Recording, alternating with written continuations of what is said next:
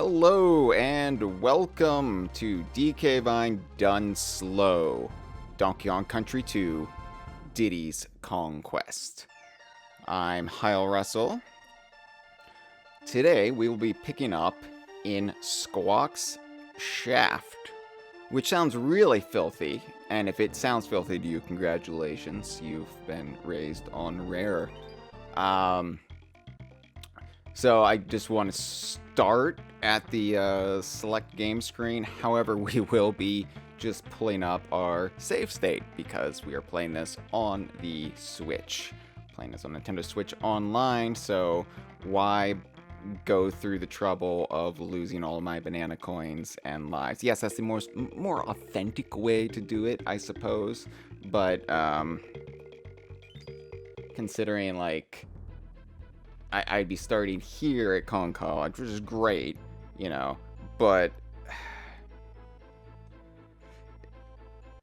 it's not like Wrinkly would just, you know, start us there, and it's all well and good until you realize you've been bankrupted again, and you have none of the stockpile of lives that you would have if you were just playing straight through. That's how we had to do things in 1995, but it's not how we do things now. So now, see,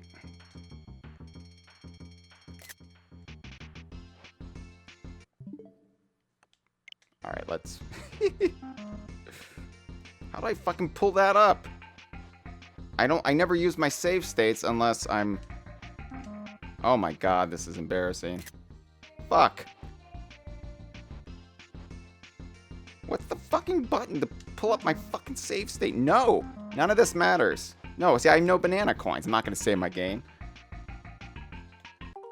There we go. Fuck me. Alright. Let's start over. So now it looks like, you know, I'm right at the same place, but it's different because I actually have some measure of supplies, so.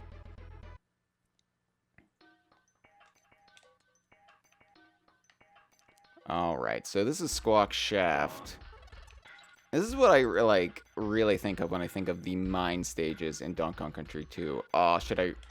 Like, it's not worth risking it. I'm not gonna...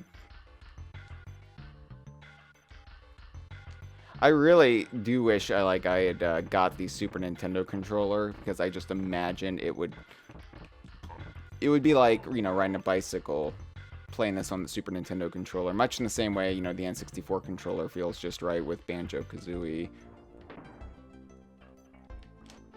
So crooks, yeah, they're interesting. Unlike clomps and crunches and cannons and their ilk, these are completely new Kremland types for the game. And I just love their design.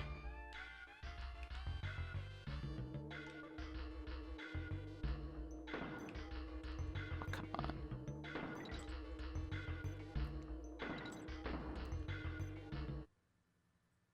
Their big like overcoats. I don't even know what you would really call them.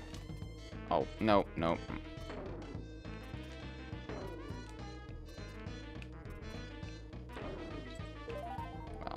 get a banana coin. Gotta hurry. Is it gonna be the last one? Nope. Next to last.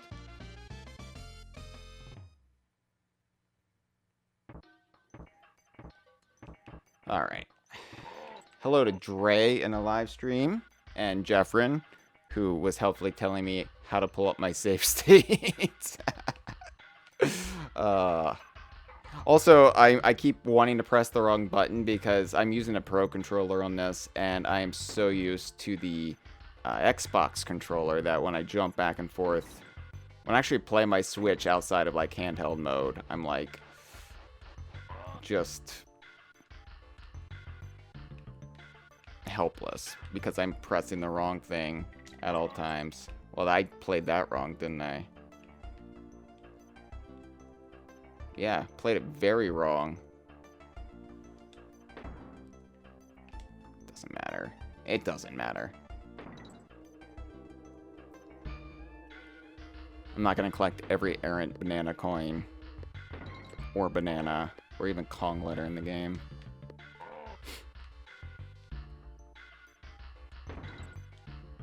God, the music's so good.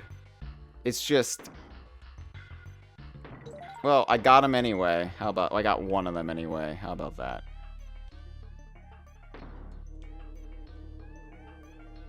All the songs in this game are pretty iconic, I would say. Like, this one in particular is one of those mid-tier favorites where people really like it, but they'll never say it's their favorite. Apologies if you've ever said Mining Melancholy is your favorite.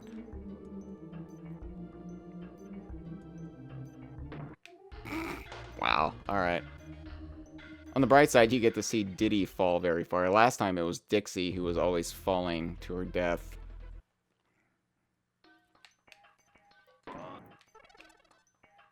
Yeah, my crooks. Just the, you know, double amputees. They have detachable hooks for hands that they can then throw. It's just amazing to see, like, in 1995, how much fun the team had with, you know, retrofitting Kremlings to fit the piracy theme and everything they could do with that. And it really shows, I think, how malleable Kremlings can be as an enemy group. Here, we'll do this time. This enemy faction, like, you know, I hear all this stuff like, oh, you know, Nintendo didn't want Retro to use the Kremlings, partly because Nintendo's own ethos of you should really come up with your own thing and not, you know, use the creations of other studios. Damn it, why am I so bad at this today?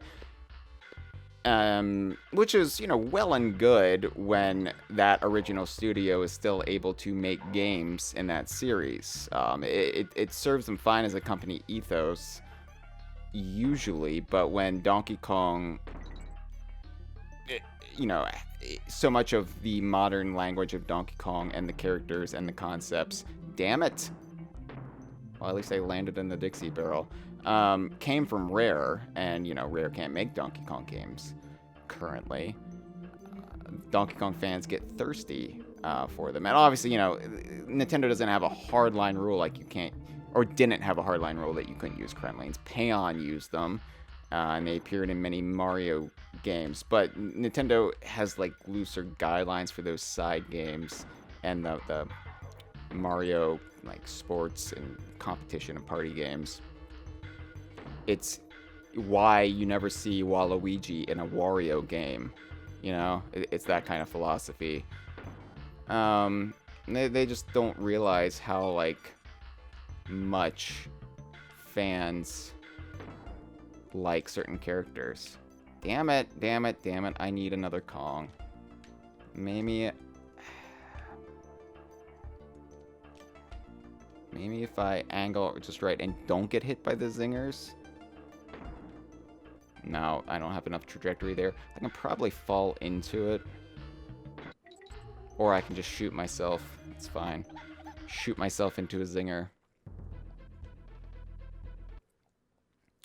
Anyway, where was I? I was going on some rant about the Kremlings. You know how I am. No, the Kremlings can be adapted to fit most circumstances, right? Like the Snowmads. I like the Snowmads, but the Snowmads could have been Kremlings. They could have just been, you know, the Kremlings who developed a Viking lifestyle, and Mamie K. Rool, you know, got this magical Nordic horn, and the Kremlings just a faction of them became Vikings. No! I want that bonus barrel! Alright, here's what we're doing. Screwed this up. Sorry, Squawks. I don't want to get Diddy, because then I'll just have an extra hit. Alright. There we go. We're gonna get that bonus barrel. I'm not leaving without it. They kind of like lock you out here because like there's no DK barrel beyond, like, until you get into the area with Squawks. So my goal is to get high enough before the screen locks. No, that doesn't work.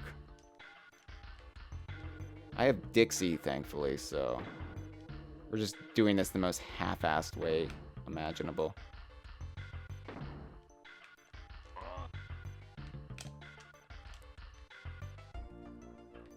Alright, this should do it. This is not the way you're supposed to do this. You're supposed to team throw into it. But we found a workaround. Anyway, so this idea that the Kremlings have to be something, like military dudes or even pirates, it's wrong. You know, Rare never kept the Kremlings stagnant. It wasn't just like critters and clumps and crushes. Even from the first sequel, they changed them up. You know, critters became clumps. Damn it! What is wrong with me? Apparently I need to stretch before I do an intensive barrel blasting stage. With lots of pratfalls. Anyway, for me, like, crooks just, like, signify how much the Kremlings can be, you know? I don't know. They're very adaptable as concepts. They can be any shape, too. Like, I hear these things like, oh, well, the Kremlings aren't good designs because they're just tall and lanky, they're human proportioned, and usually you want something more stout and stubby in a platformer. I'm like, yeah, but look at those things. They're very stout and stubby.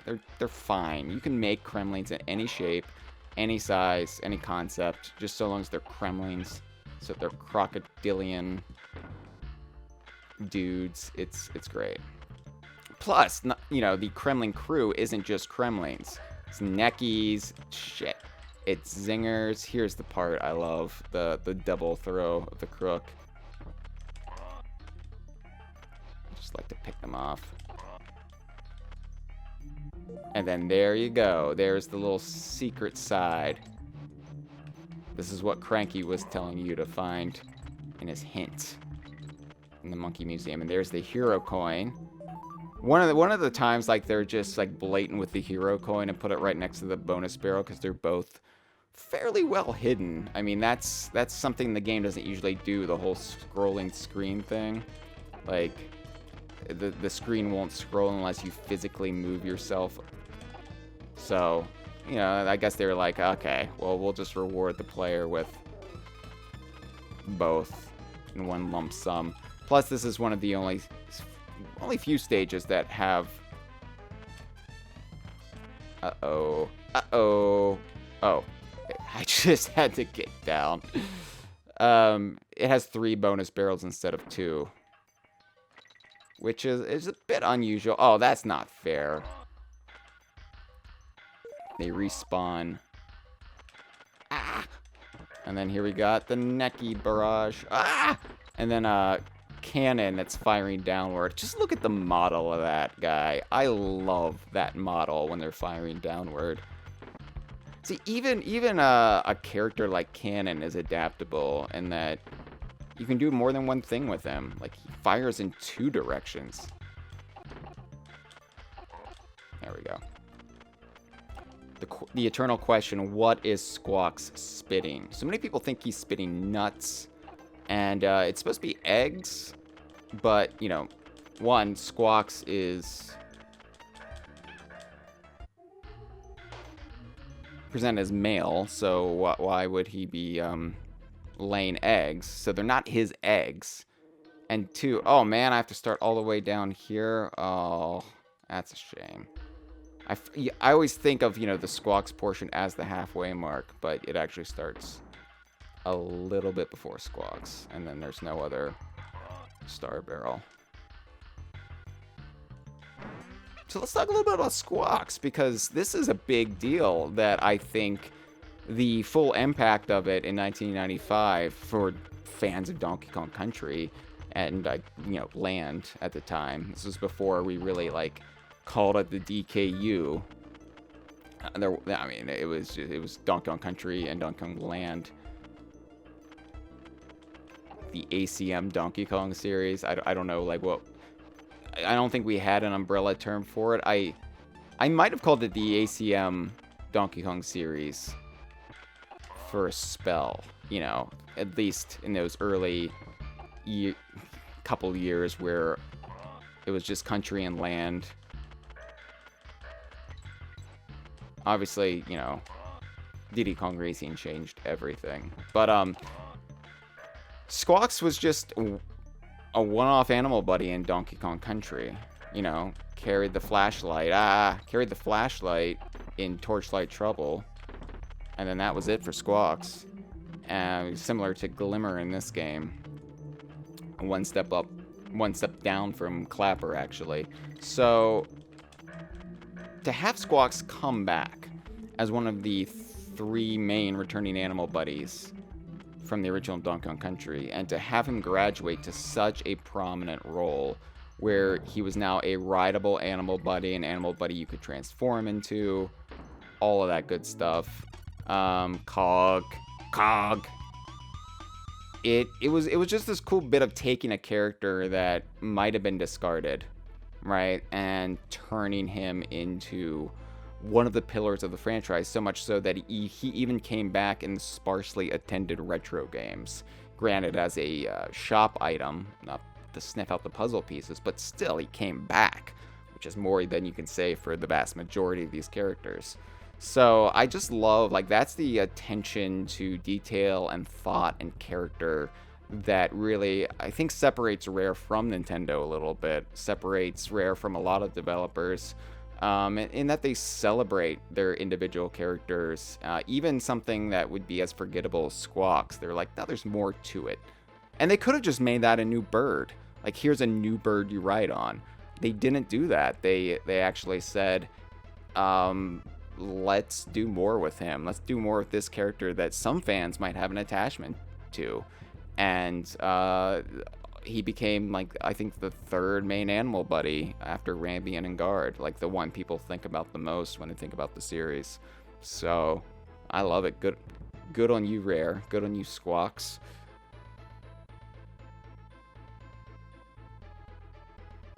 Jeffrin in the live stream says they thought they were coconuts, and yeah, it's divisive. If you look in the literature, it says they're eggs, and they look like yellow spotted eggs. So presumably Squawks is just raiding nests. There's a dark side to Squawks.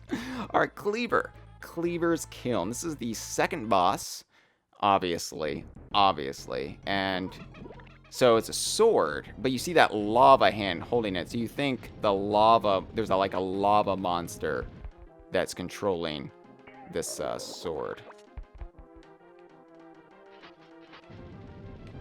And it's a bit of a twist, but I don't know how effectively the twist is communicated, considering most people probably don't even realize that's supposed to be a hand down there. And this is kind of softly continuing this tradition in all of Rare's Donkey Kong games of having a robotic or otherwise inanimate object be the boss. So here's the twist. Oh no, see, it's not, there's no hand. That's a fake out. The sword is the bad guy, the boss instead. What? There's the banana coins hidden in the boss stage. Everyone has them. Oh shit, I forgot the hooks were down.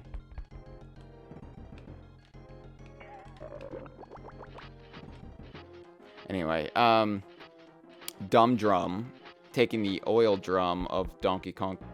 Oh man, I had him. Oh, that sucked. Alright, one more time. Take 2, I can do it. Dumb Drum was the robot baddie in the first game. I said all Rare Donkey Kong games. I'm excluding Donkey Kong Land in this. Donkey Kong Country 2 had Cleaver. Donkey Kong Country 3 had Belcha, which, you know, people argue what Belcha is. Is Belcha supposed to be a robot? I would say yes, some sort of cyborg Hinting at all the, experiments going on with chaos and cybernetics in Donkey Kong Country 3. So Belcha is the inanimate barrel brought to life. And then Donkey Kong 64 as King Cutout, which is another situation where it's like,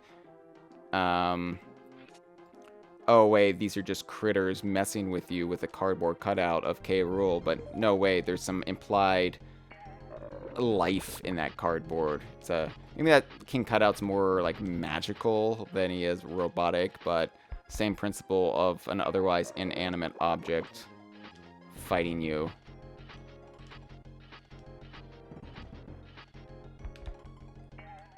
There we go. And I beat the second world with Dixie, which I prefer to do, so her head can be on the main Crocodile Isle map. She's just drinking her drink as this killer cybernetic sword spirals in its death throes. So there we go. Crocodile Cauldron and Gangplank Galleon. 100% completed. Now, I'm not going to go into the Lost World yet. I figure we should do the Lost World in one lump sum towards the end of this series, so I will refrain from going to Clubba and cashing in my Krem coins. Plus, there's just something so viscerally lovely about seeing all 75 Krem coins in your pocket. That's not how I originally played the game, and that's not even how I would recommend most people playing the game. I would recommend like going to Club and playing the Lost World as you go, and then doing animal antics after you complete the Flying Croc. But it's fine. All right. I think this works better for streaming, doing it this way. So let's take Funky, pick it and kick it Kongs. Is he talking about? Is that sexual? It sounds sexual.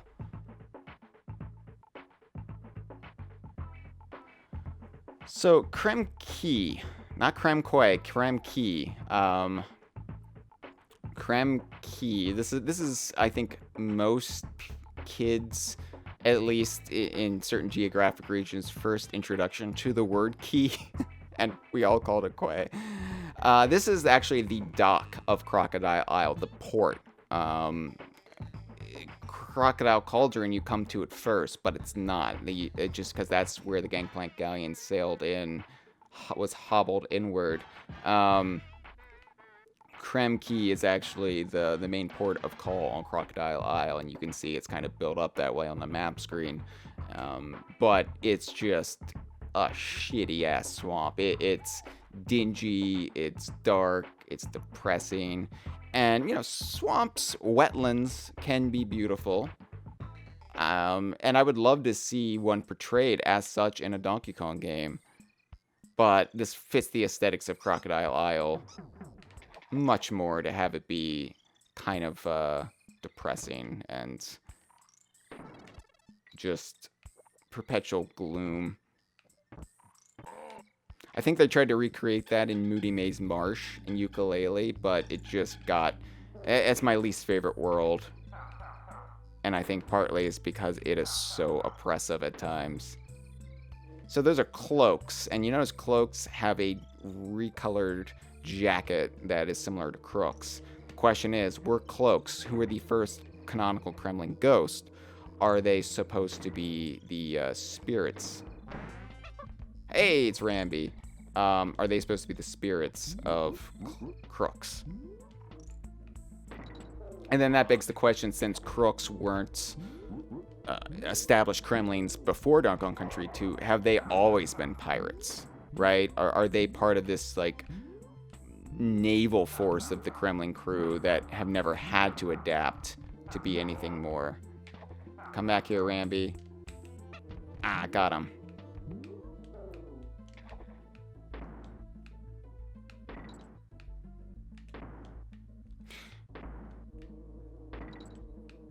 So the music, obviously, is, I think, the first David Wise song where you can clearly say, like, hey, that's the inspiration. It's Phil Collins in the air tonight, and David Wise is a huge Phil Collins fan and will admit as such. So it's the opening of it in particular is clearly a riff on it. You know, early in DK Vine's history, we did a mashup of it, so it's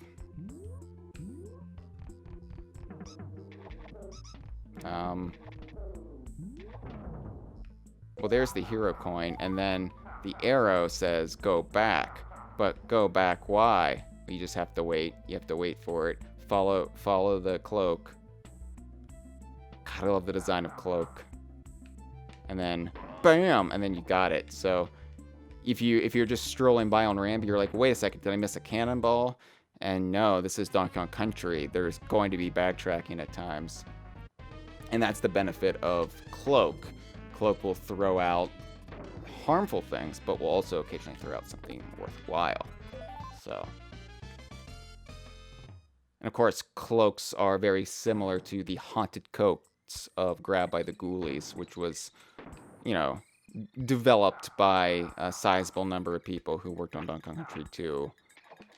It's hard when you're like trying to define the rare teams of the era. It's kind of reductive to say the Donkey Kong Country 1 and 2 team became the Banjo-Kazooie team, but because, you know, some people who worked on the first two went on to work on the third.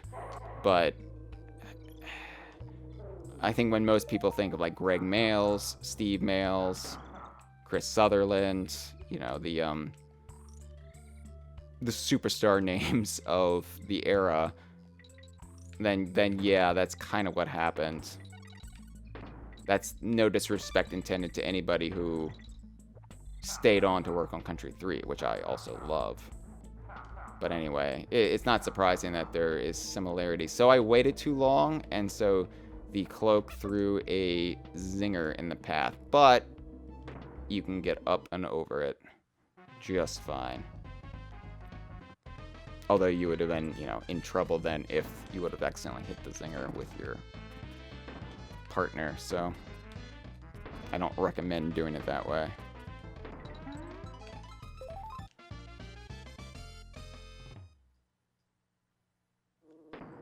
Snapple, hold on, let me I'll read your comment when I get back to the map screen. Snapple Apple says, do we know what the G stands for in the G barrels with the timer? Are they G's or are they arrows? I thought they were supposed to be arrows that just so happen to look like G's. I'll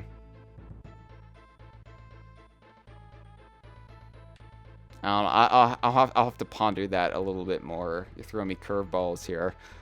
So, yeah, Glimmer's Galleon, and I spoke last time about how ingenious it is that, you know, Rare was able to reuse archetypes throughout the game. So you would have like the pirate ship aesthetic of the first world, but they would sprinkle those throughout the rest of the game, mostly the first 3 worlds. But they would find ways to do that by like, oh, both Crocodile Cauldron and Krem Quay have past shipwrecks on them, like ships that either predate the Gangplank Galleon or were just other galleons in K. Rool's fleet, in his navy, that were wrecked and just kind of discarded. So it's a way to, you know, break up the aesthetics of swamp. Well, it's not just swamp, it's... There's a bonus up here, so we're just gonna get that out of the way. It's swamp with a wrecked pirate ship in it. How cool is that? Ah, shit. I should have maybe gotten Glimmer first. I think he comes in with you if you have him, but I don't need him. So this is the Torchlight Trouble analog. Every original Donkey Kong Country trilogy game has an analog to Torchlight Trouble. Glimmer's Galleon and Floodlit Fish in Donkey Kong Country 3 are the others. And here's Glimmer. There he is. And they toned down his flash so people with epilepsy, you know, won't be harmed in this game. But Glimmer is an anglerfish.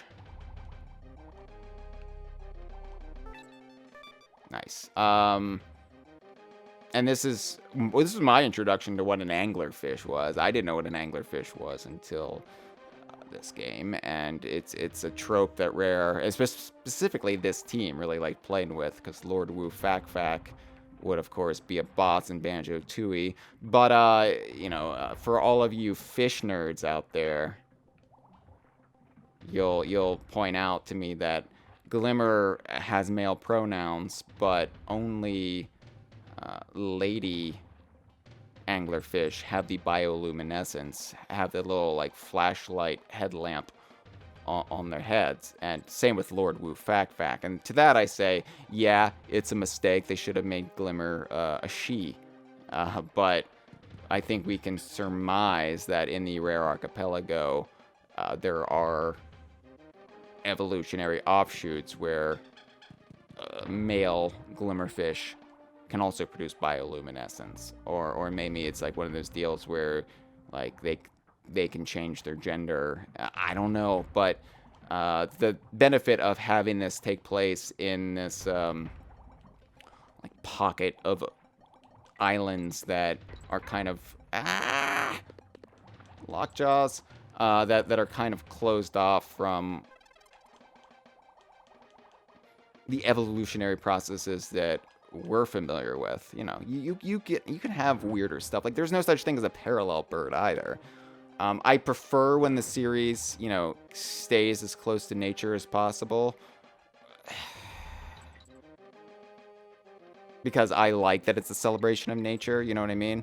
But when they go a little bit silly, or when they're not 100% scientifically accurate, and you have to come up with reasons like, wait, but Glimmer's a male. Why does he have the bioluminescence? Well, true. They should have just said Glimmer was a sheep, but I'm not gonna complain about that, you know? Maybe there was still like this subconscious aversion to having like too many leady characters, because, you know, video games are a dude's domain, which, you know, Dixie dispels, but I don't know. They got over it with Ellie in Donkey Kong Country 3, where arguably the main focal animal buddy, the level 1-1 animal buddy was a she, which it was a breath of fresh air. And then Jungle Beat also had Orko, Orko was a mother. So I know in Guard, did I already miss in Guard? In Guard's here somewhere.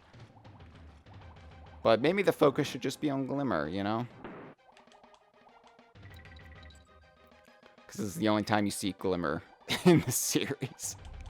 Glimmer is on the Donkey Kong Land 2 box art, because it's a repurposed render from, well, this game, from this level, in fact. But Glimmer himself does not appear in Donkey Kong Land 2. When you revisit Glimmer's Galleon, there are new light barrels, which are how you illuminate it, similar to floodlit fish, but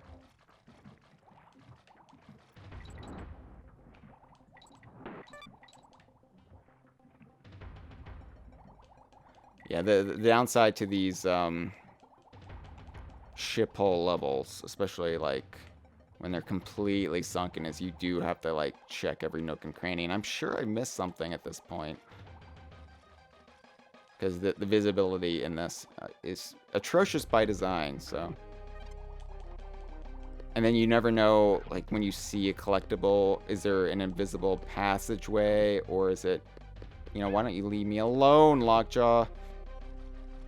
Or do you just have to get up further? And you get bombarded by baddies at every direction. Remember in Donkey Kong Country Returns, you know, they came out shortly before the game was released that there would be no water levels in the game. And that was kind of a controversy at the time, because one, it meant there would be no in Guard, right? And we were still in denial that Rambi was the only playable animal buddy in the game. But I was like, how could you get rid of the water levels? And then Tropical Freeze brought the water levels back, and then people were like, I don't really like water levels all that much. I think there's fun things you can do with water levels, and this game does them better. And of course, you know, Donkey Kong Country had coral capers and those water levels that were just so beautiful and tranquil in their own way that people, I think, build up water levels to be something more in their head than we actually like feel when we play them, because these are probably my least favorite levels in the game, and I still don't hate them. I like them, but it's like if I'm gonna play any stage in Donkey Kong Country 2, I'm not reaching for one of the flooded ship holes or one of the, you know, Arctic caverns that you have to swim through. Just not something I'm gonna do primarily. And Tropical Freeze really, like, my biggest gripe about that game would be that they added an air meter, and so they made a already stressful situation 10 times worse.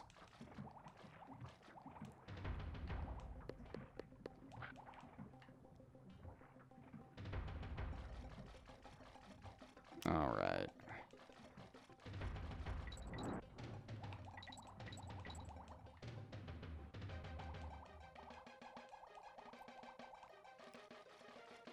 I do like Glimmer's damn it.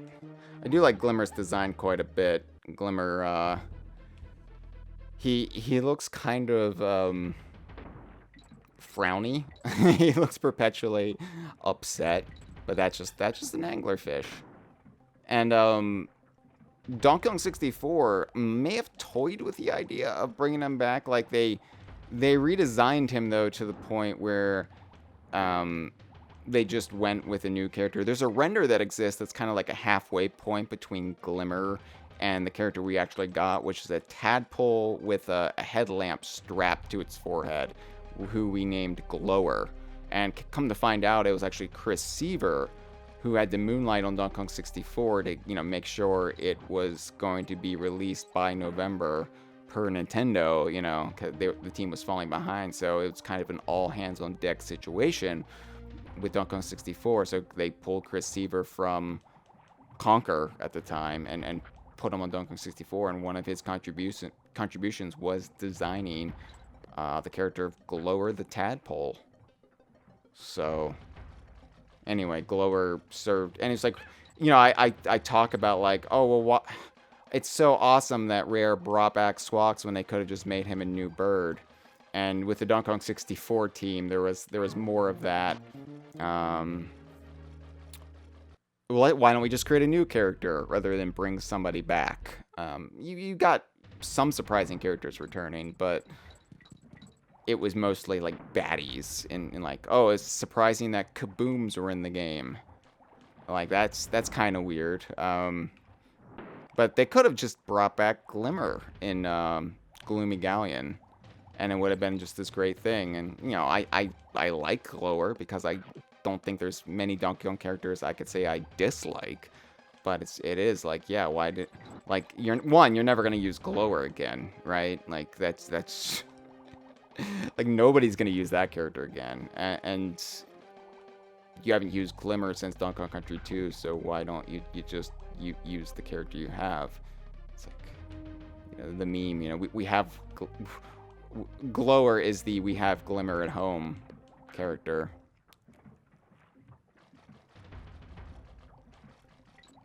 I miss so much. I legitimately don't remember where the hero coin is here, but I'm sure I've missed it. It's frustrating because then it's like, do I get quagmired here in Glimmer's Galleon?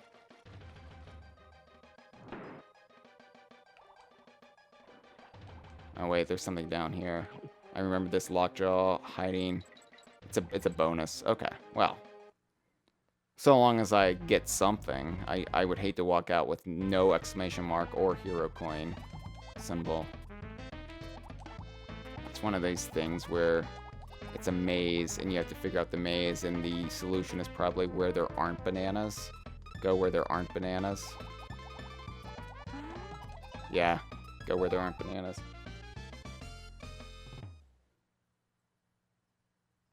Hello to Sean and Steve from Off a Rare Gamer in a live stream. I'll check in with your comments when I'm not like glued to the screen. I apologize if I'm slow reading them out. It's weirdly easier to read comments when you're playing a 3D platformer versus a 2D platformer.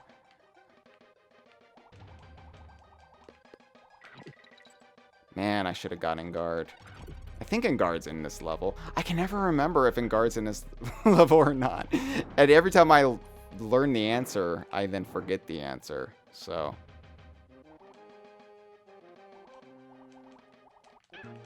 The hero, is that the hero coin up there? I think that puffed up swims up or something to guard it.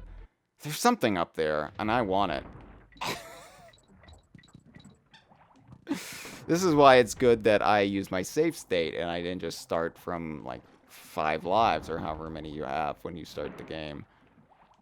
'Cause then, you know, you get to Glimmer's Galleon, and it's like I said about Squawk Shaft, playing it without stretching your muscles beforehand can mess with you.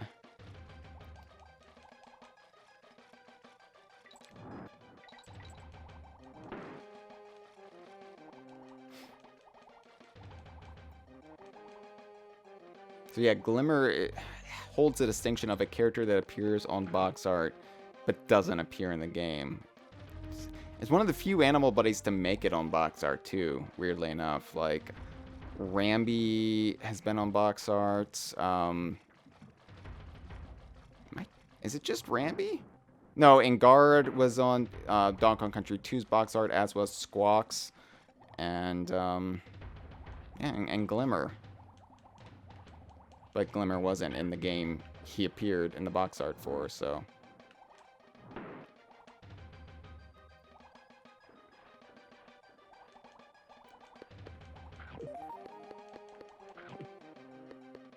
That little biting noise is so effective.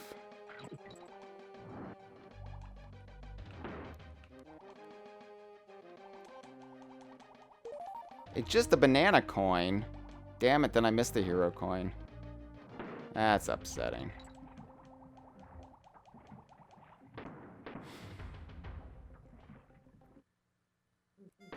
I also like this little touch here. You have to have the end of level target, but the whole hull is flooded.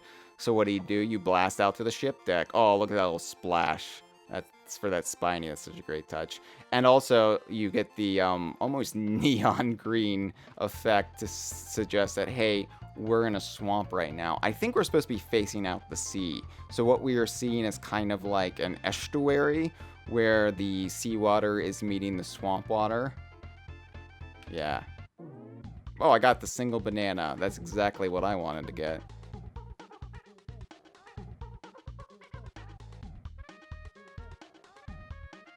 So Sean, on the subject of water levels, says, I once heard a game opinion that you shouldn't put water in your game unless it makes your character more awesome, like how Mega Man jumps 3 times as high underwater.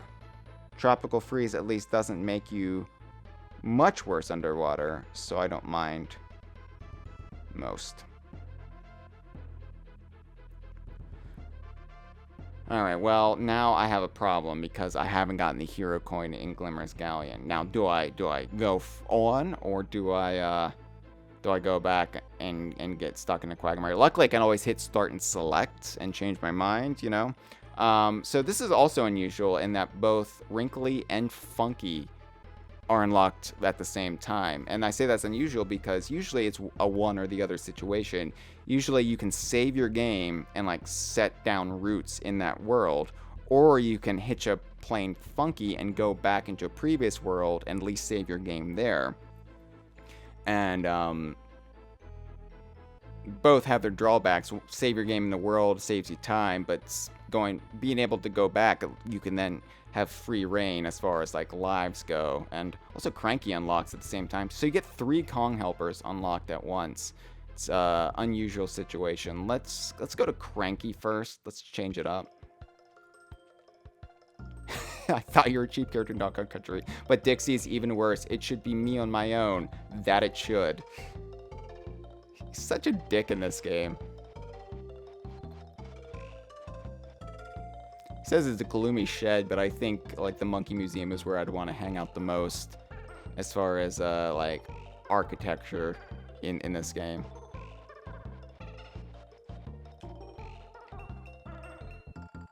So I have enough banana coins to buy them all. Let's just see what he has to say. Find the only Crockett stepping stone and you'll find your buddy Ramby. Oh, he's not ambiguous there. With only the dragonflies left, I'm sure you'll be alright.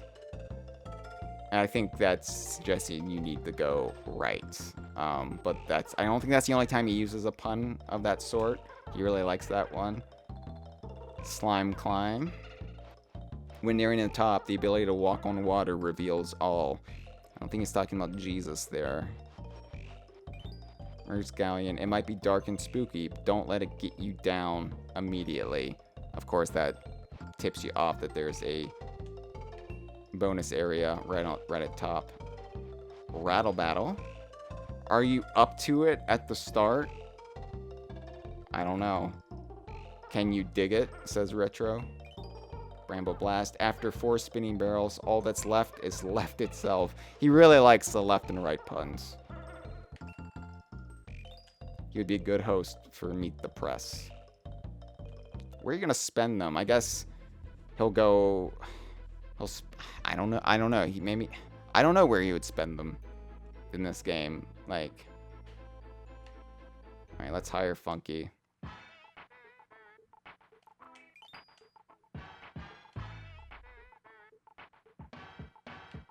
Did I get all the cranky hints? I want to make sure I buy everything, right? So let's make sure I.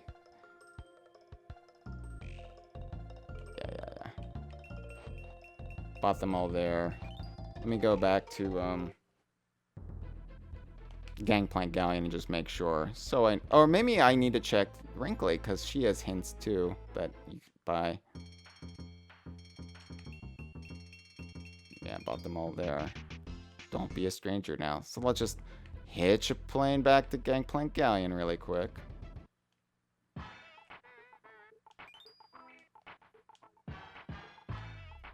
Man, that funky music really cuts through the gloomy aesthetics. Everybody likes old Cranky. I bet my ugly old wife doesn't get half as many visits. As I like to joke, that was Cranky's eulogy. Alright, got them all there. And let's make sure I got all the wrinkly hints. Yep, alright, I did it all. Thank you for indulging me. Just have to see everything in this glorious game. Jump in my jet and jive, Clive. Oh, when's Clive and Wrench coming out? I'm really looking forward to that one.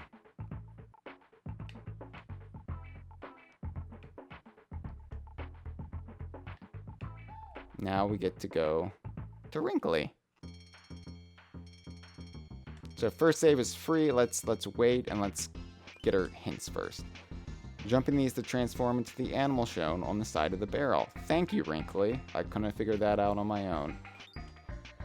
If you hold the jump button down while jumping on an enemy, you will bounce higher and further than normal. And I realize, like, they put these in here for people who never read the instruction booklet, but then the people who never read the instruction booklet would never read these either. And so you have people who don't know, like, they play these games and they don't know that core mechanic of the game, how to jump further. They don't know about roll jumps either. Rattly's super jump. Press the A button to power him up, then release it to activate his super jump.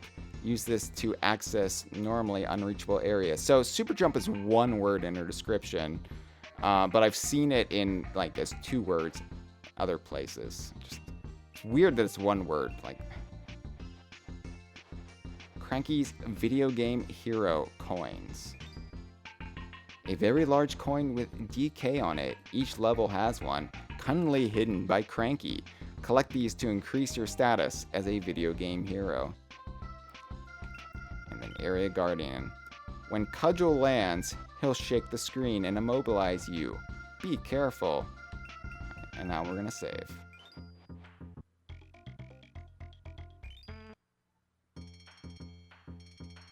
There's toy planes in the background. It would have been nice if those like became the model of the plane in Diddy Kong Racing, but that wasn't going to happen since most Diddy Kong Racing was complete before they decided to make it Diddy Kong Racing, so they weren't going to change the planes to make some sort of arbitrary callback, were they? Besides, I really like the design of the planes in Diddy Kong Racing anyway. Alright.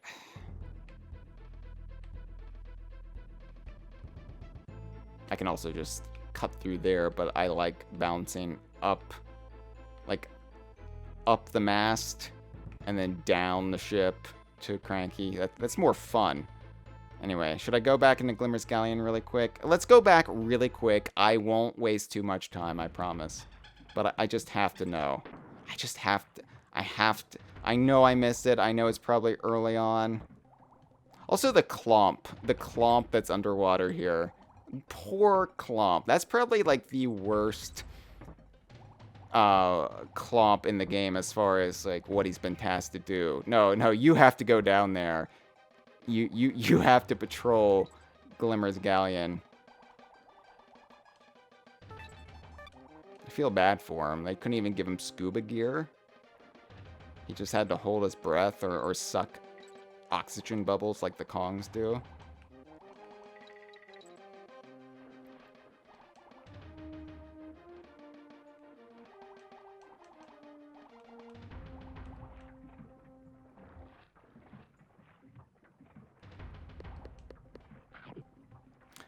Man, I know Rare used a lot of like stock sound effects in this era. So like that must have been from a stock library, right? But I do like to imagine somebody at Rare like champing their teeth, chomping them really hard, and then like maybe like I don't know, they like broke a tooth, because it sounds really forceful. It always makes my teeth hurt just imagining somebody actually recording that sound effect. Ah. God, I never know if I want to go high or low here. And I'm afraid if I went too high and there's something down below, and then I just keep getting stuck in a loop.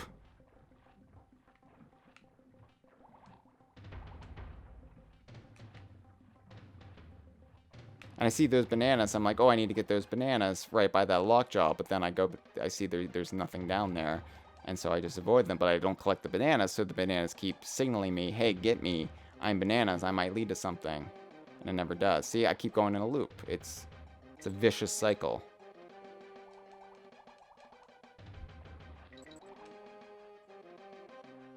Man, there's nothing more disappointing than, like, you see bananas. And you're like, oh, there's something down there, and it's just 2 bananas. Just 2. Not even a full arrow of bananas. Or not even 3 bananas, which might lead to something.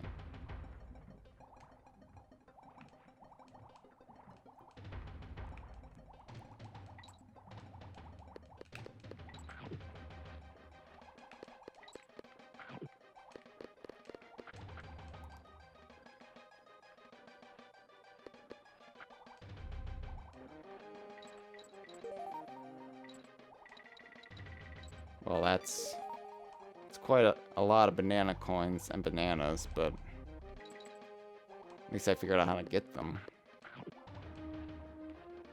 But I wanted more.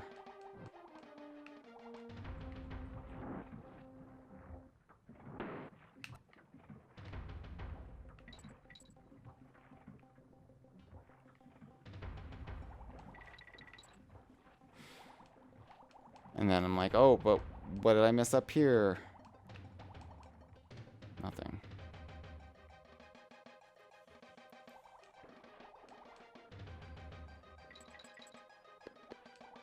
Ah! I'm just stuck, and then, okay. Thought I was just easy pickings for that lockjaw. And then I'm back to the... okay, okay. So either I'm just completely overlooking the hero coin, or it is in this last portion.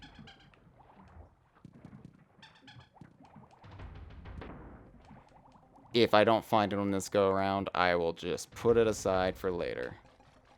I will get it eventually.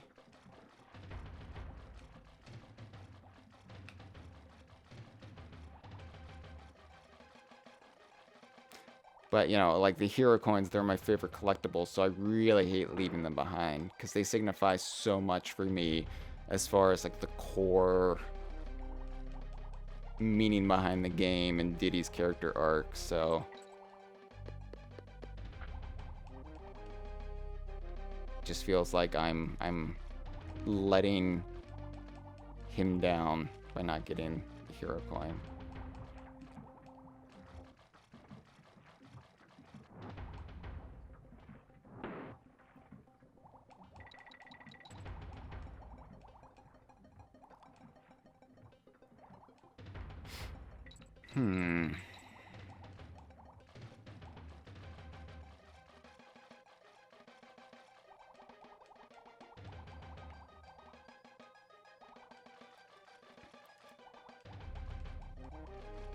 The Lockjaw's Saga, that's the song that's playing here. I'm so glad this isn't Donkey Kong Land 2 because I'm not sick of it yet. I'm still missing the O.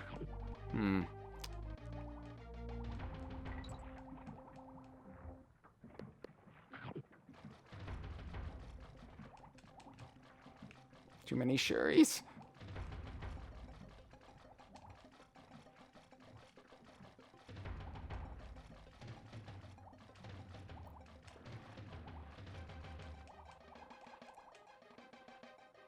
Yeah, I don't think this is happening for me.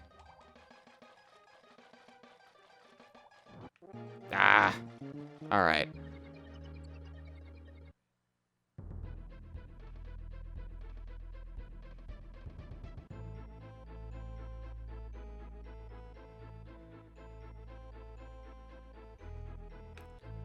I'm just checking in on this chat, sorry.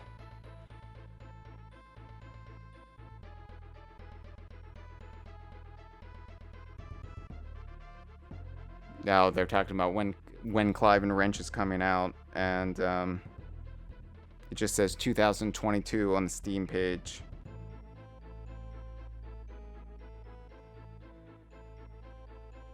Alright, Crockett Clamber. Let's go ahead and do Crockett Clamber. I will come back for the hero coin as much as it pains me. Ah! Alright, yeah, there's more back here. And there is... Ah! Yeah, that little dude. Cutlass. Talking about if, whatever. Worthy sacrifice. How about those skills? Oh, damn it. What? I'm gonna do everything again. I just botched that by losing a Kong. My Cutlass is... Cutlass is my murderer. Hold on, it's...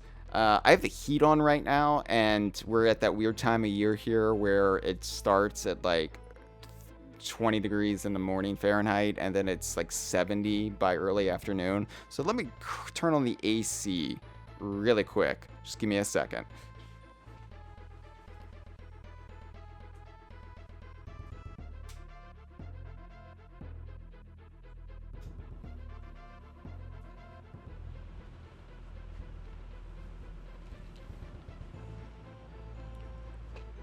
That was me turning on the AC. I am back. So, Cutlass is a great character. Just a little Kremling, almost like a kid. One of the first like Kremling children we ever see, which would become a bigger deal. Damn it! In Peon's games. All right, well, navigated that. But, you know, the instruction manual description says he ordered the swords on TV, you know, back when home shopping was a thing, before we shopped from home online. Anyway, and it just, they were bigger than he intended, and then it just said excellent, which was just a great bit of comic timing. One of many in the Donkey Kong Country instruction manuals, like great written text. Alright, so now, this is a very convoluted secret, but there it is. Got the hero coin. That they really make you work for that one. And then the question is, you know, I raised this question about Crook. Is Crook just the pirate Kremling? Does he have no analog for, like, the main military Kremlin forces? And then the question with Cutlass is he a Kasha in his normal life, the big club-wielding Kremlin that we later meet in Donkey Kong 64? I don't know. I don't know how I feel about that. I haven't ever really decided. That would be cool, I think, and it would make sense.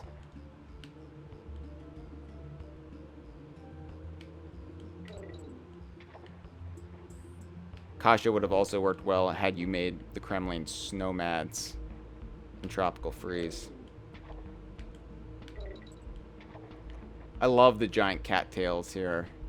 Such a great little environmental detail, like giving the characters something to climb and just making it a natural part of the environment rather than something obtrusive. It's Squitter time! Yeah, Squitter time. You don't get to keep Squitter for long here, unfortunately. But they... Ooh, nice! He took out the Cutlass with a web. The Crockheads, they feel more at home in the swamp here than they did in the lava.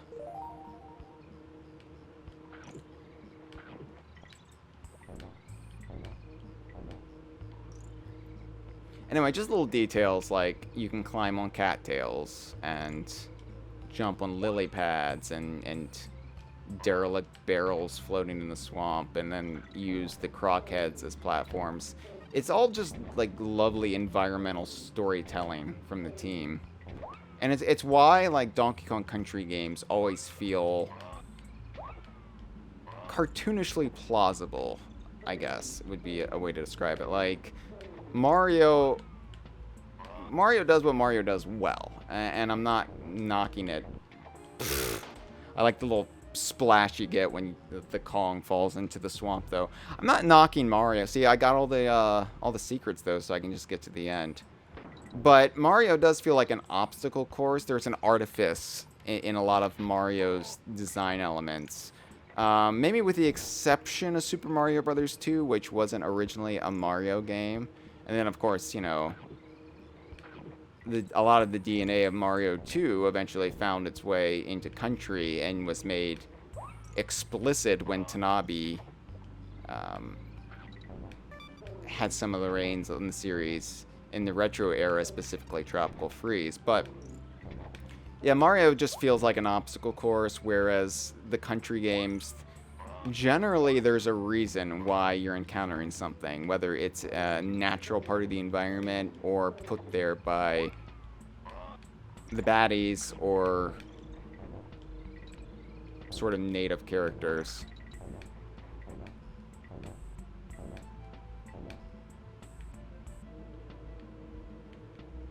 Alright.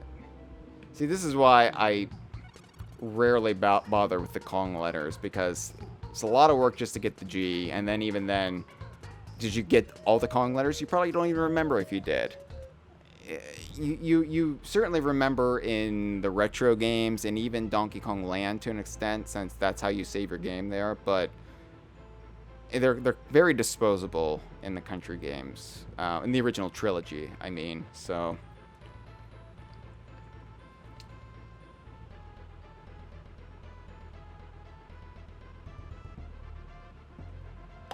Rattle Battle. Let's play it. This is a lot of people's, like, one of their favorite stages.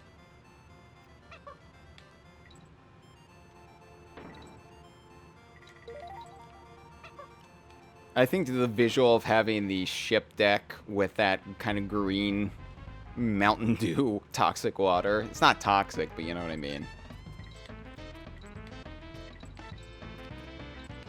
Water probably wouldn't look like that naturally.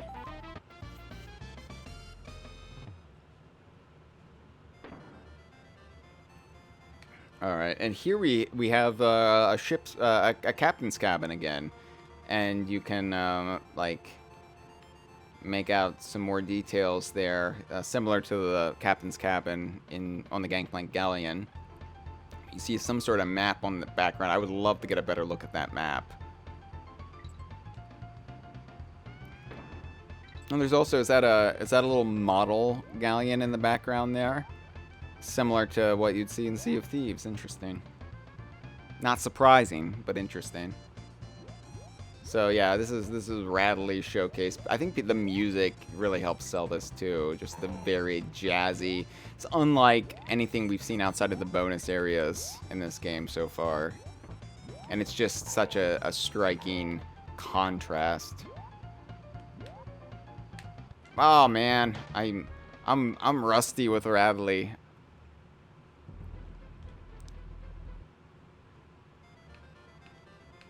This level is like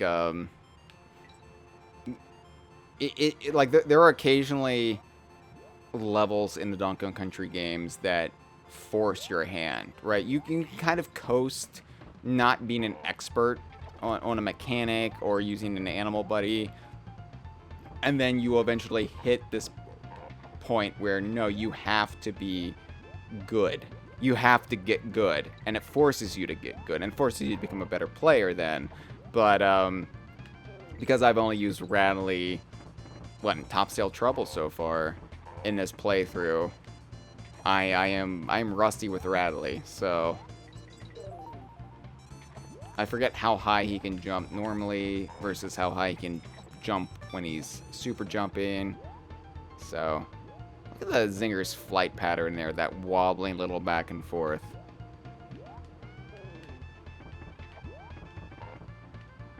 And then that's a clue. That's a clue. See, you just...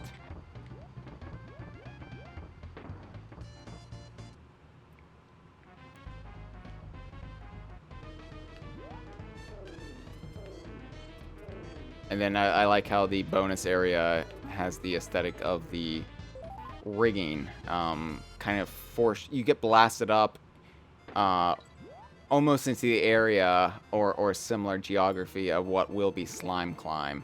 So... Oh. Yeah, nothing down there, but... Had to do it. I'm not even trying for the O. I don't care. I'm not here to impress anybody. God, the Kaboings are such a natural adversary for Rattly. I think that was something lost in Donkey Kong Country 3, not having a high-jumping animal buddy in that game. Because the recoils didn't really have anybody to truly play off of. I mean, they found different ways to make, like, a natural rivalry work where Ellie and the Sneaks, the rats in that game, but it is fun for Rattly to kind of be to have a Kremland type. I don't know. Why did I do that? I saw those bananas there and I was trying to remember. I was like, is that where the hero coin is? Something to do with the hero coin? No, it wasn't. But it's fine, because the star barrel's right there, so I lose a life, and it's not that catastrophic. But I did the same thing again. I didn't learn my lesson. Very erratic flight patterns from the Zingers here to pose a similar threat or challenge that the Kaboings pose, and just... Like, you wouldn't see them that erratic when you're just a Kong.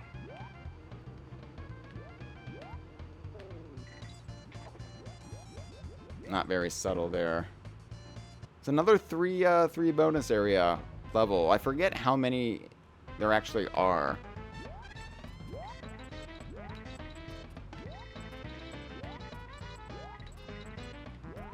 I can't remember if I disliked that they used stars when I first played this game. Because I associate stars so much with Mario. You know, a lot of people do. Most people do.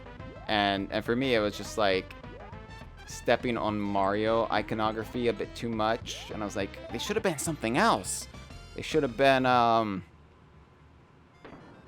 bananas, but they eventually used green bananas for a similar type of bonus area in the third game. So, in the third country game, I should say. Because the third game, this is the third game. When you count Donkey Kong Land. And in my house, you have to count Donkey Kong Land. If you don't, then you're... get out.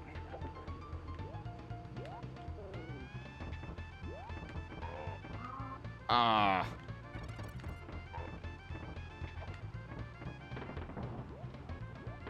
Oh, yeah, there's this bit of trouble.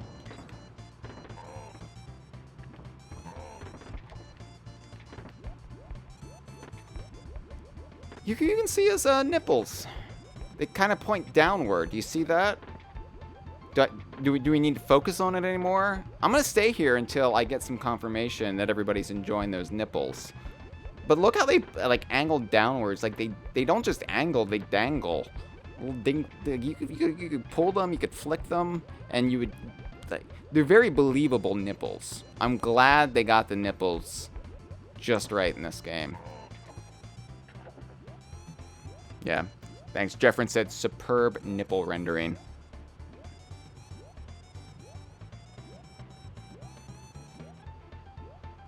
Question, have I played Donkey Kong Country 2 Unveiled? It's an impossible ROM hack. Nah. I don't have much interest in, like, ROM hacks. I don't know. For me, like, the game itself is perfection, and as much as I enjoy Donkey Kong Country 2, if I want to play a slightly altered version of Donkey Kong Country 2, I'll play Donkey Kong Land. I don't know. I missed the hero coin. No, I'm going back in. I'm sorry. I have to do it. It's going to frustrate me, and I know roughly where the hero coin is. I can't leave 2 hero coins behind. Anyway, like, this is my favorite game of all time, and I don't know, it's almost like, have you ever painted a mustache on the Mona Lisa? You know, it's like, nah, why would I do that? I respect anybody who wants to have fun with ROM hacks, or have fun designing them. It's just not really my thing. I have so little free time, anyway, that it's just... I would rather just replay Donkey Kong Country 2. If I'm gonna play it at all.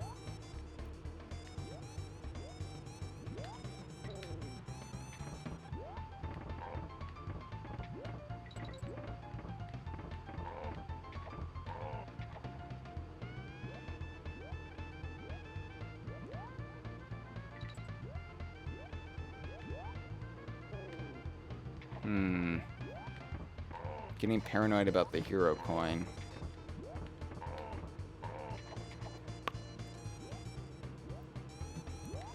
I should be able to see it. Right? Yep. There it is. Okay. Start select. Let's get out of there. Slime climb. People hate this level. Probably because it's genuinely a terrifying concept. So, you got the, that's a Snapjaw, not to be confused with the baddies from Donkey Kong Jr. You know, I brought this up before, but Rare reused the name from Donkey Kong Jr., whereas Retro would reuse the name from the original trilogy. At least when Retro reused it, it was a very similar name for the same type of animal, a pufferfish, a blowfish. I realize there's just a difference between a pufferfish and a blowfish. But anyway, Snapjaws are the invulnerable version of Lockjaw. And it looks like the water is rising here, but I think they're trying to convey that the ship is sinking. It's sinking further into the swamp, like all of our rustling around on the ship. I wish we had names for these two ships, the one in Crocodile Cauldron and the one in Krem Quay, but all of our adventuring on the ship. Damn it. This is gonna be... Okay, well that didn't... Never mind. I thought there was a secret up there, and I just ended up taking a shortcut. Whatever. Here we go.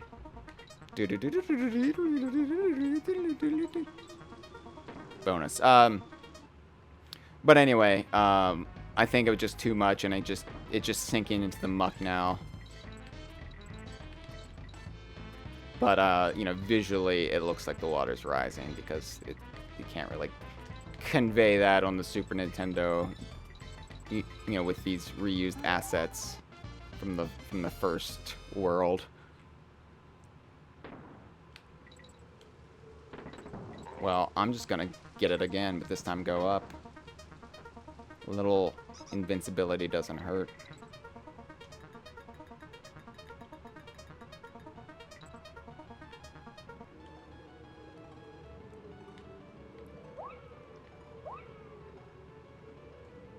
Clingers might be one of my favorite Kremlings for I like them all so much that it's just... It feels weird, like, trying to pick a favorite. I just love their design, and I love orange Kremlings. Them and recoils from Country 3 are some of my favorite Kremling designs.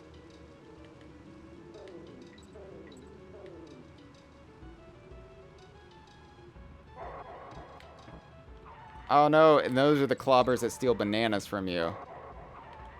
So you definitely want to, well, there goes Dixie. So you definitely want to avoid them for as much as you can. Eventually, we'll meet the clobbers that steal lives from you, which are especially bad. They're similar to the tornadoes in Saberwolf GBA, which I'm also replaying right now. Playing to completion for the very first time in my life, and they steal gold coins from you permanently, so it's you just want to avoid them at all costs because they actually deprive you of hard-won objects. Damn it! Damn it! I knew it was there! I knew it was there! And I was like, stop! Stop the hero coin! You have this invincibility for a reason. What are you doing? We're going back in. I'm sorry. I know exactly where it is. You saw it. I saw it. God, just the animation of Diddy climbing up on the ropes. Like, with 2 separate ropes. It's great.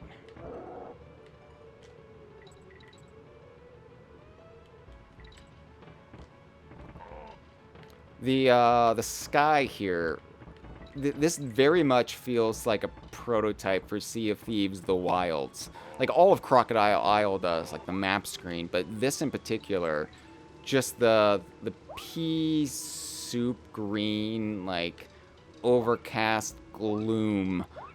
This is exactly the same type of aesthetic that the Wilds region in Sea of Thieves utilizes. And it's, you know,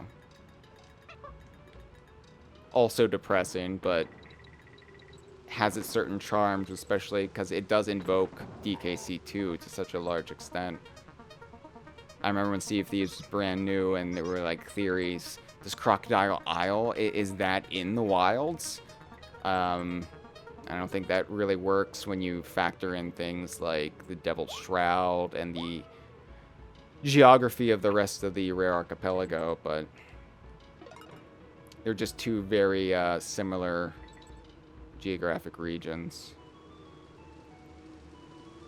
I wonder if the sky around where Crocodile Isle used to be still looks like that. Now the Crocodile Isle is gone.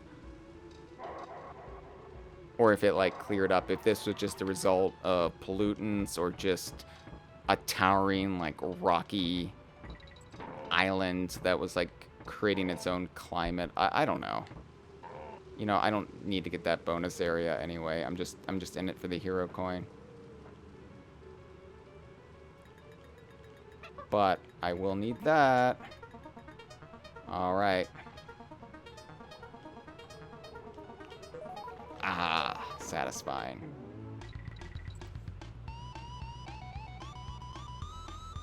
Question, am I trying to go to 100% completion? Hell yes, I am.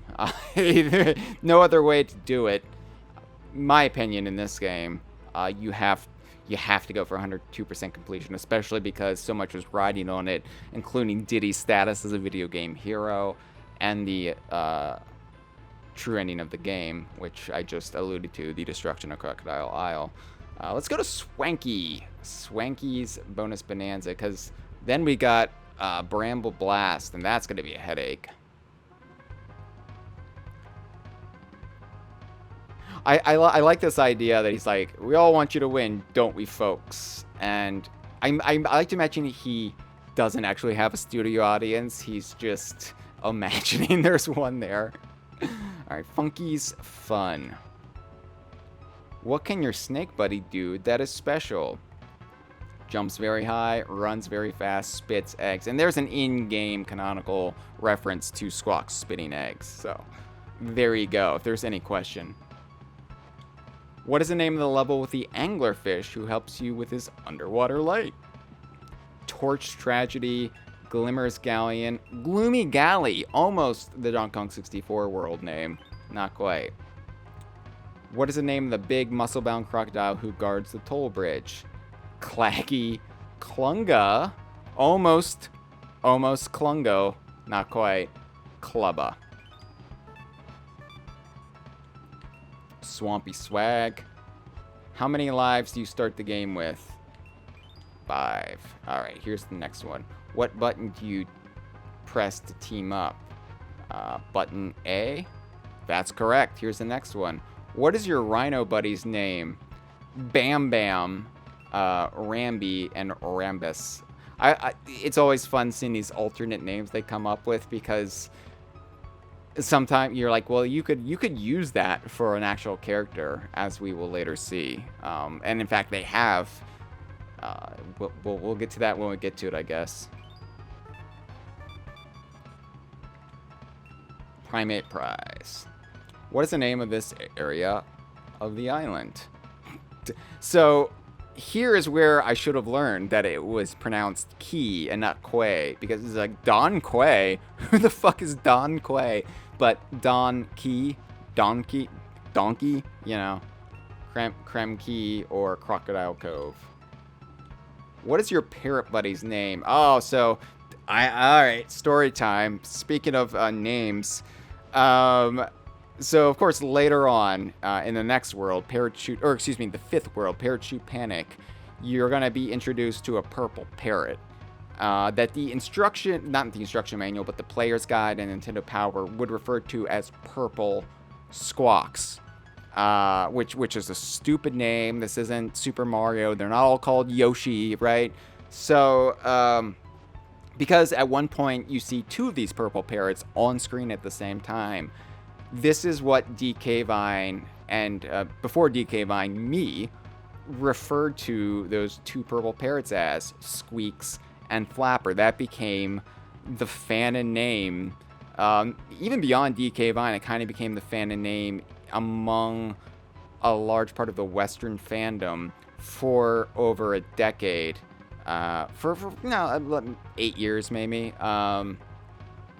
Donkey Kong Barrel Blast, made by Payon, actually incorporated one of the purple parrots in the game and established its name was Squawks, which I believe was the rough translation in Japanese materials for the purple parrot, or at least one of them, from the very beginning. So what they did was essentially canonize something that was a Japanese translation and made it the worldwide canon. So DK Vine at that point retired Squeaks and Flapper, and we went with Squawks. And because we acknowledged that there are two of them, we decided to go with a similarly shitty naming convention for the other one and name it Squawk.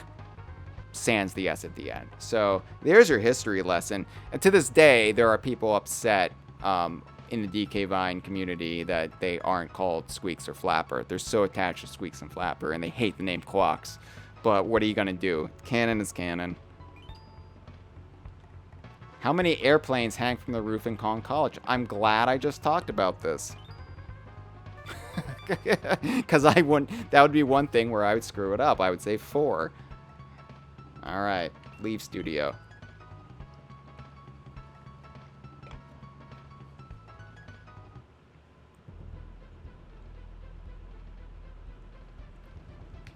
Are we ready for Bramble Blast? I'm not going to go see Clubba because there's no point if I'm not spending my Krem coins yet. Now, Bramble Blast is what is the name that a lot of people bring up when referring to the Bramble stages, even though the quintessential Bramble stage, in my mind, is Bramble Scramble, which doesn't appear until the next world. So, because this one is a maze. This one is a complete maze. It's stressful to get everything here. You see how it's structured, right? I don't need to show any more of this, but whereas Bramble Scramble, in my mind, is one of the very best, maybe the best platforming stages ever devised. And this, I mean, the aesthetic is the same, the music is the same, Sticker Bush Symphony, you know, what more needs to be said there, but, I don't know, Bramble Scramble is the best of the 3 when you factor in Screech of Sprint, and I guess 4 when you factor in that bit of animal antics with the windy brambles. So basically, I'm just trying to hug the perimeters of each little area. So that way I don't miss anything. So that's where they're going to be hiding. Perimeter. Except the Kong letters and basic stuff like that. Yeah, the brambles are such a weird idea for this game. You know, like, why brambles? Why this maze of thorns? And it just works. It just works. You're conveying like this almost like poetic commentary on nature, that it can be beautiful and deadly at the same time, which works well for Crocodile Isle. And to do it in such an abstract way that somehow feels realistic. Like, I remember playing this in '95 and thinking, I've encountered something like Bramble Blast and Bramble Scramble before, haven't I? Like, in real life, I've been to a place that looks like this. And no, I don't think I ever have. But something in my unconscious just recognized this as a plausibility, as a potentially real place. Just this gnarled mass, not of trees, not of forest, but just enormous thorn bushes. I don't know. It's just really, really original.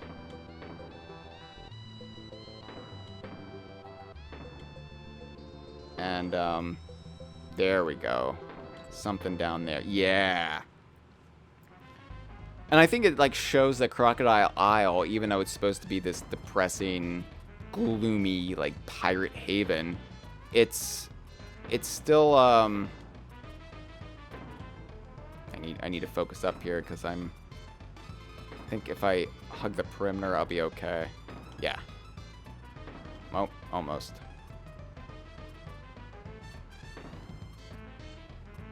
Damn it.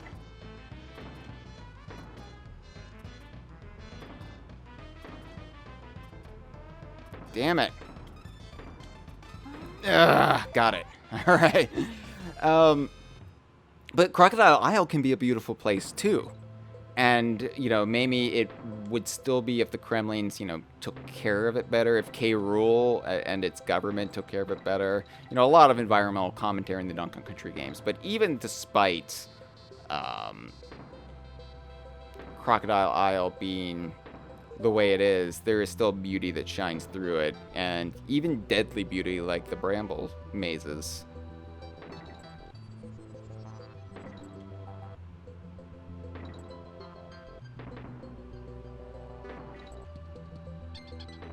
I think just having that blue sky in an environment that's not just something up there, an environment that's not just the ship levels. It's stark. It's almost a relief. Like, oh, blue sky. Like you go through a little bit of seasonal affective disorder playing this game in the best way. It's never a depressing game. Maybe it depresses some people, like Super Mario Brothers 3 depresses me. That game. Actually, like, the visuals of that game do a number on me. And I think we determined that talking about it with people, it's because the game is presented as like a stage play, and so there is this level of artificiality to everything that when I play a game, I look to be like sucked into this amazing natural world. And you don't have that in Super Mario Brothers 3. It's the same problem I have with everything in Nuts and Bolts and Showdown Town. Or the very end, you know, it's their artificial constructs, and they look beautiful, but I feel like, you know, Neo does in the Matrix. I just feel like detached from everything because I see through that level. So anyway, Donkey Kong Country 2 doesn't depress me because it's all natural, but you know, except castle levels later on, but still like a natural construct and not something like, hey, this is fake. This is fake even in the world of the game. Damn it, did I miss something down there? No way to know now. Alright. Trying to play this so I can get a view of every corner.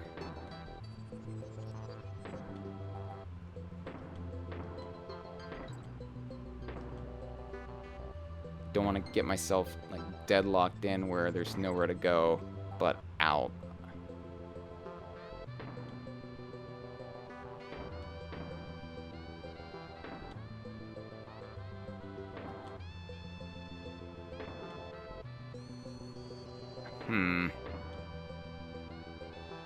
Okay.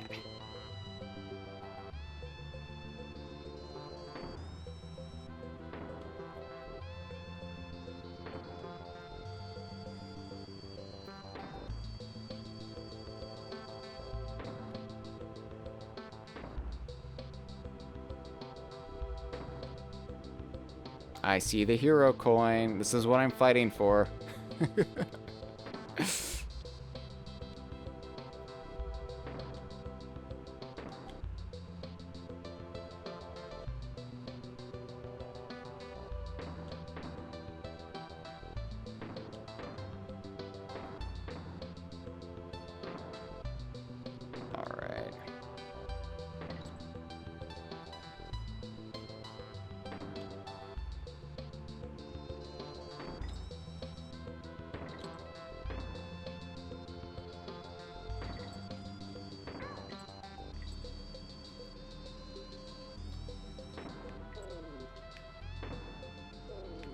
Oh, damn it.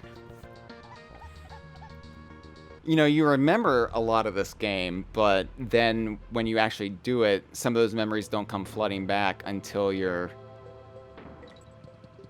already, like, in the middle of an action, and then your reflexes fight you on it.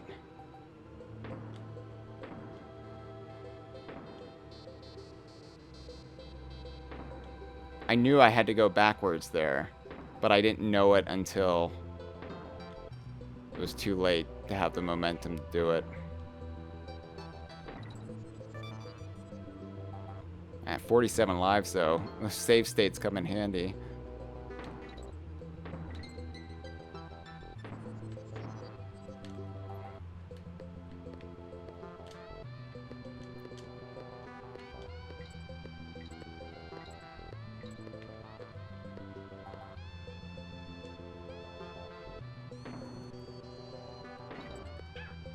Aw, come on.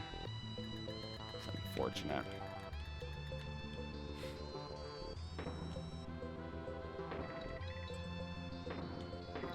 I don't think I need to, like, go on about Sticker Bush Symphony, though. Or Sticker Brush Symphony, as so many people call it.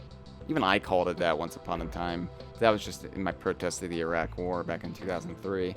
I think that, like, the fact that it just works so well as this, like, melancholy statement on, like not completely melancholy, but like there's like this sadful tinge to it, as there is to a lot of the tracks in this game. But it's like, I don't know, like every rose has its thorn, you know, like that is what that's why it pairs so well with the Bramble music, which it wasn't even composed to be a companion to the Bramble stages, but as the Bramble music, it just works so well. It was supposed to be like kind of this game's aquatic ambience. Bah! There we are. That's how you do it. And Squawks is just waiting for you. Not even in a crate, just waiting for you. Squawks is the animal buddy that is most associated, and you can scrape by with the Kong's stomachs. Somehow they can take that. I don't know how, but Squawks is the animal buddy most associated with the Bramble levels. For, you know, good reason. I think Screech is sprint, but just also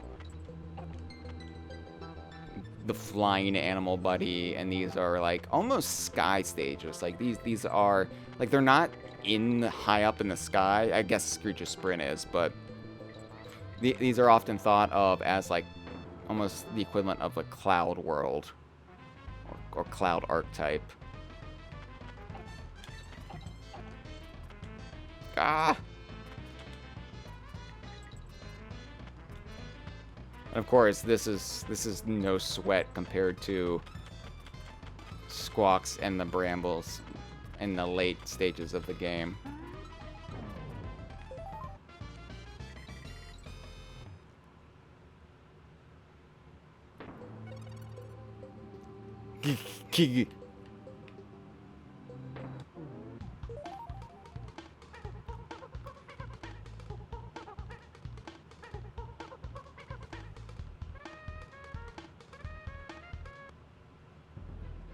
Alright, looking at the, yeah, got everything, yeah. Looking at the live stream really quick, because I've been terrible at the reading comments, sorry. Hello to Gibbon, stopping by, says lunch break, how's the playthrough going? Got through, Bramble Blast. Jeffrin says it's both foreboding and inspiring, which I think matches well with the danger of the brambles among the open freedom of the skies. Yeah. I think so. Alright, Cudgel's contest. Now, Cudgel is just a reskin of Clubba, obviously.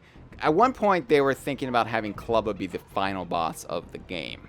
Like in the Lost World. Which would have been, alright. It would have undercut K. Rool. It would have, like, dramatically maybe changed the trajectory of the series. Like putting a Kremland almost like above K. Rool in the grand scheme of things.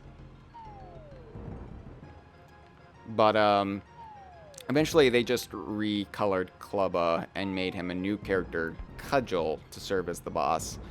And so you get the satisfaction, I guess, of fighting something that looks like Clubba without actually fighting Clubba, which I think ultimately it works for Clubba's favor as a character, that he never actually gets into combat with the Kongs, and, you know, he might even, like, break with K. Rool. Oh, I screwed that up. But my fanon has always been, because they look so similar, that Cudgel is Clubba's brother. And that since I take Donkey Kong Land 2 to be a canon separate adventure, Cudgel is the only boss character from the original Donkey Kong Country 2 who doesn't come back in Donkey Kong Land 2. And so I think he didn't make it off Crocodile Isle when it when it sank. Oh, that's gonna be bad. Yep. And so Clubba obviously harbors deep resentment towards K. Rool for that. His brother died because of K. Rool so recklessly exploiting the lost world of the Kremlings, and which resulted in the near eradication of the Kremling species and people, and the loss of their homeland, and the loss of Clubba's brother. Although here, Clubba's brother is doing just fine.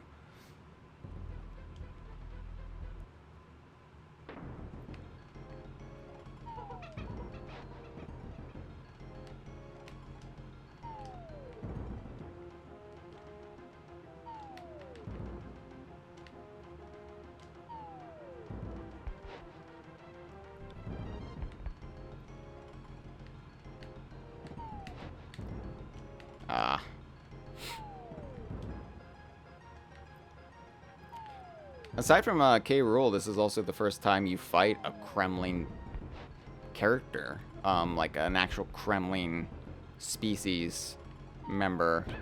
Oh, why did I screw that up? Well, not so good right now. Not doing poorly against Old Cudgel here. Of course, Donkey Kong Country 2 for the Game Boy Advance would add Kerosene as an extra boss fight, Stronghold Showdown.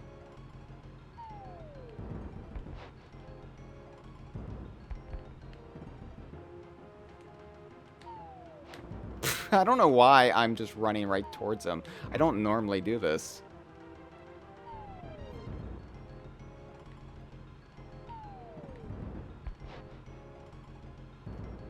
Also, like, did he, like, pepper the trees with TNT barrels? Like, I'm gonna make a stash with 40 TNT barrels for when the Kongs come by.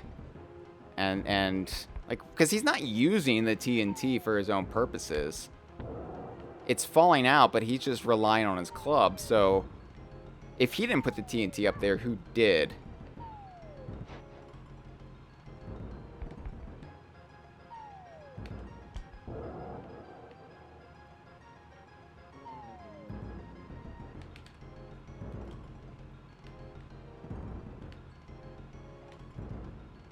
Shades of the Capital B boss fight in Ukulele, which I just did the other week. All the landing on the ground and shock waves and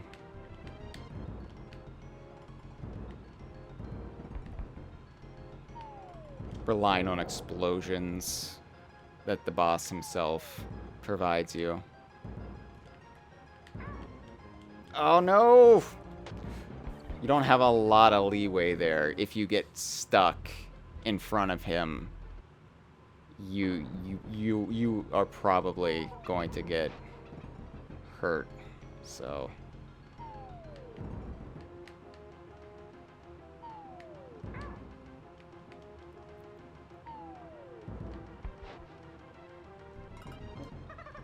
start with Dixie.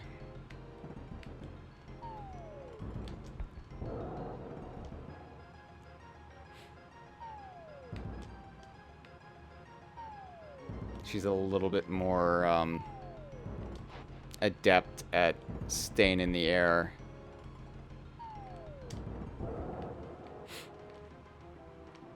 Just love that foreground though, like all those cattails and barrels and shrubbery in the foreground. That's just a great touch that the country games always had. It was creating that sense of depth, and even though like the backgrounds would scroll and repeat and just be the same thing over and over again, your mind never really picked up on that, partly because of the foreground design. It just, like I said, always felt like a real environment. Still does, even with all the technological advances. Like, even with Retro's games and, you know, how expansive those environments are and how varied they are. Each level feels like it's just never-ending own thing. Going back to this, I never feel like, wow, this is just the same background again and again and again. And partly it's because of that foreground.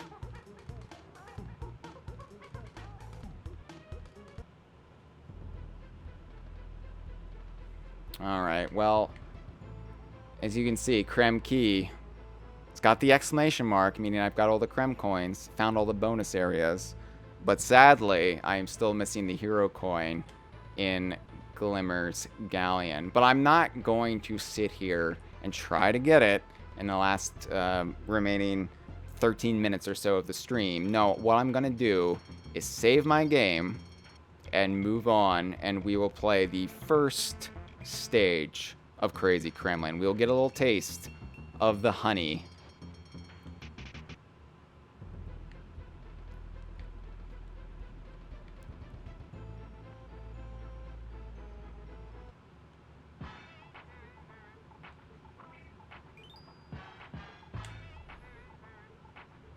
Alright.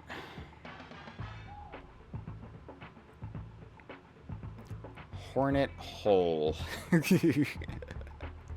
So yeah, Kremland, and this is another like trope that I think this team really likes playing with, is the shitty amusement park. Of course, Witchy World much later on. But again, it's not. It's surprisingly very little amusement park for the theme being that. There's more. You got to keep going up.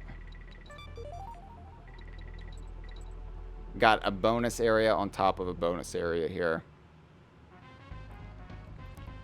Like, I like that the amusement park, you're like, ooh, roller coasters. But no, the first level is outside, and it's the actual home of the Zingers, which is just such a great touch to have. Like, Zinger hives, right? Because Zingers are like a memorable baddie from the first game, and we fought their queen in that game. So how do you up the ante? How do you progress things?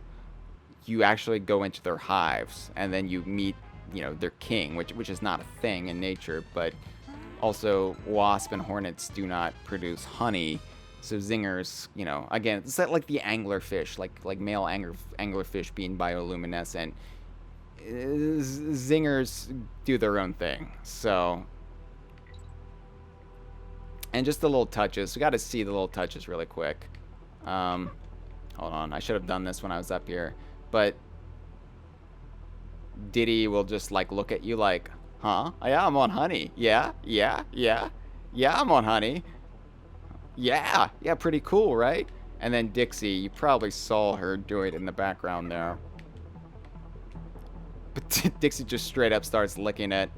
Like, yeah, I'm gonna eat this. Yeah. Much respect there. Like, I like how Zingers are this fearsome thing for Kongs. And just the Zingers in the background there, and just so great. But I also like how Dixie's like, yeah, look, I'm not above eating some Zinger honey. Even though, like, they're terrifying and I should be repulsed by the notion. It's honey. I'm gonna eat it. And just having the honey, like, drip over the TV.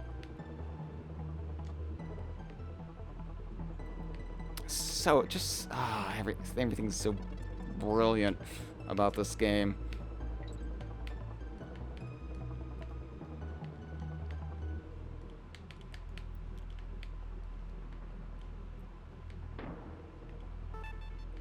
That's a hefty balloon for a pretty open secret there. Although I guess, you know, getting up there, you have to, like, be paying attention. Whoa, that was close.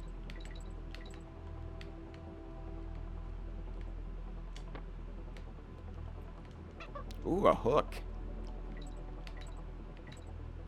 Ooh.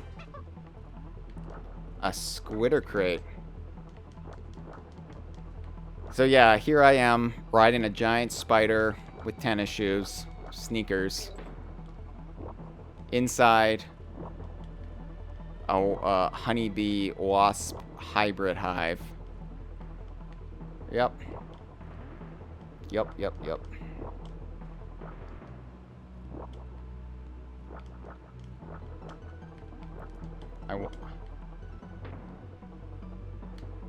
Ah! I didn't want to lose Squitter there. I was afraid I was going to hit the Zinger, but it turned out to be not a problem, so...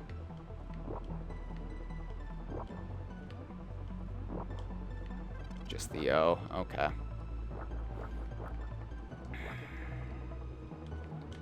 But I think this, like, these hive levels, seeing the interior workings of the Zingers, is partly why, you know, fans find them so endearing and why they're, like, right up there with the actual Kremland species as, like, favorite Donkey Kong baddies. To the point where it's baffling when they decide to have other B characters. I know, like, that happened under Rare. Like, in Donkey Kong Country 3, they introduced buzzes, which were kind of like this reptilian... bee hybrid. And, you know, I like buzzes, but Zingers are just perfect. The perfect, like, fear we all have of getting stung by a bee or a wasp or what have you. Again, like, the danger of nature right up next to the beauty of it. Because, you know, these stages are beautiful. Like, I love them. It's one of the things Donkey Konga 2 did well is establish that Zingers have built hives on Donkey Kong Island post-destruction of Crocodile Isle. So, thank you for the continuity, Donkey Konga 2.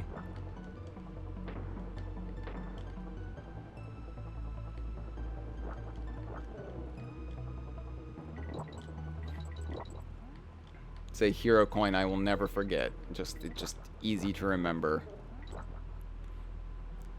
Unlike Glimmer's Galleon, apparently.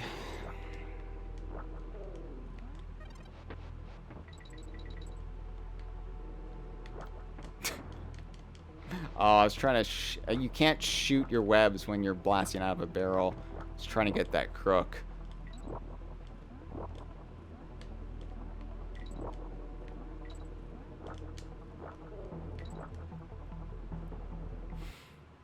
Squitter's the best. My favorite animal buddy. I love all the animal buddies, but like Squitter's just so much fun to play as.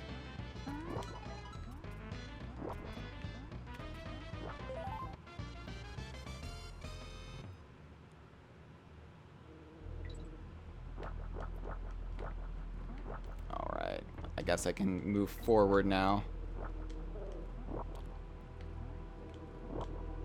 Of course, they design these stages so you can make it through without without Squitter, without Zingers, because you see the hooks and everything around here. But I'm just thinking, like, how depressing is that to not have Squitter if you lose them or never find them, and then you find out, oh wait, Squitter was in this level. I just passed the no Squitter sign, and I didn't have Squitter. It's the most heartbreaking thing. It's just brutal. Takes a while to recover from that. Like, you see that sign, and you're like, wait, where's Squitter? I missed Squitter? You have a full-on breakdown.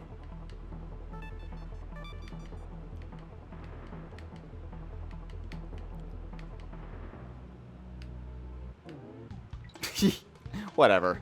One banana. It's fine.